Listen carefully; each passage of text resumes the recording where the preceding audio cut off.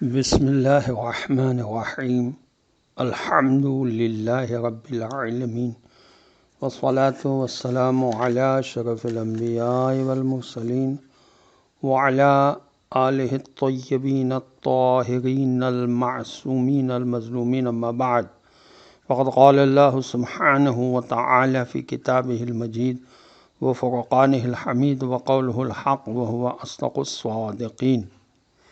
اعوذ باللہ من الشیطان اللعین الرجیم ومنہم من یستمعون الیک افانت تسمع الصم ولو كانوا لا يعقلون۔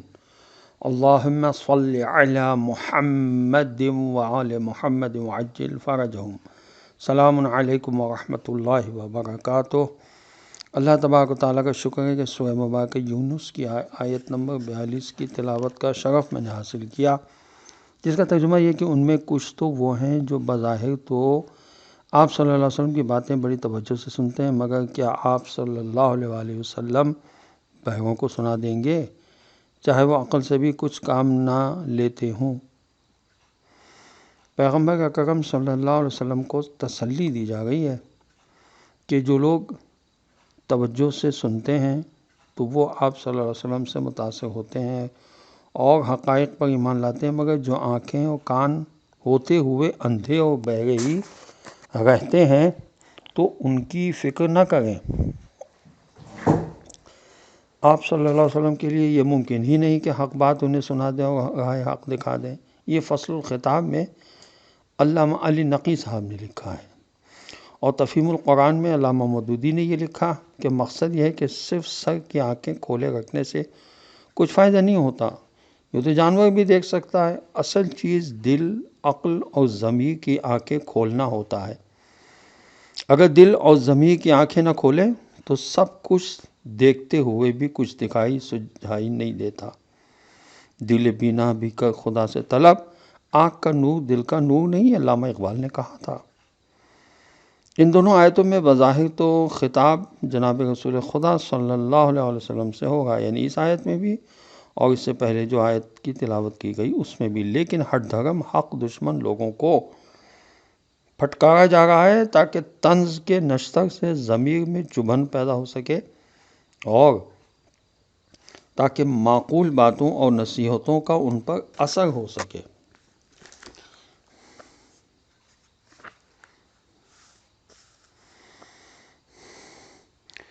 امام جعفر صادق علیہ السلام سے رسول اللہ صلی اللہ علیہ وسلم کی حدیث کے بارے میں سوال کیا گیا کہ بہترین کلمہ انصاف وہ ہے کہ ظالم کے سامنے کہا جائے، اس کا مطلب کیا ہے؟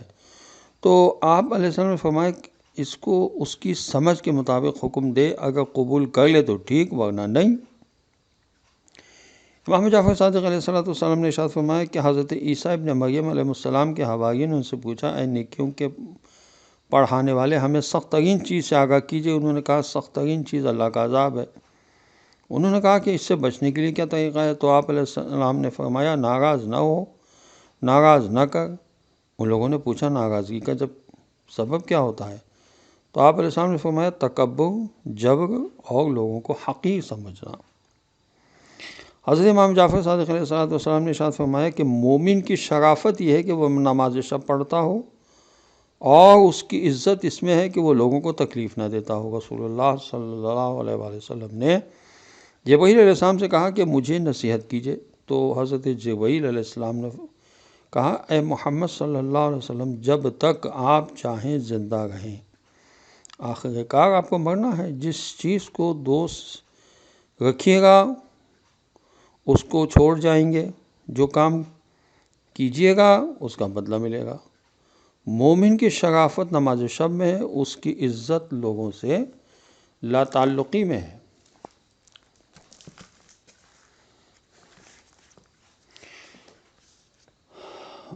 خواب کے سلسلے میں کچھ احادیث پیش کر رہا ہوں میں، حضرت رسول خدا صلی اللہ علیہ وسلم کی حدیث بیع الانواع کی جلد 7 صفحہ 154 پر فرمایا کہ جب تم میں سے کسی کے خواب اٹھ جائیں تو اسے غمگین نہیں ہونا چاہیے، کیونکہ جب وہ علم میں راسخ ہو جاتا ہے تو اس سے خواب اٹھ جاتے ہیں۔ حضرت امام جعفر صادق علیہ السلام کی حدیث ہے کہ جب بندہ خدا کی نافرمانی پر کمر باندھے ہوتا ہے اور خدا کو اس کی بھلائی مقصود ہوتی ہے تو اسے خواب میں ایسی چیزیں دکھاتا ہے جو اسے دہلا دیتی ہیں، جس کی وجہ سے اس نافرمانی سے باز آ جاتا ہے۔ وآخر دعوانا الحمد للہ رب العالمین۔ السلام علیکم ورحمۃ اللہ وبرکاتہ۔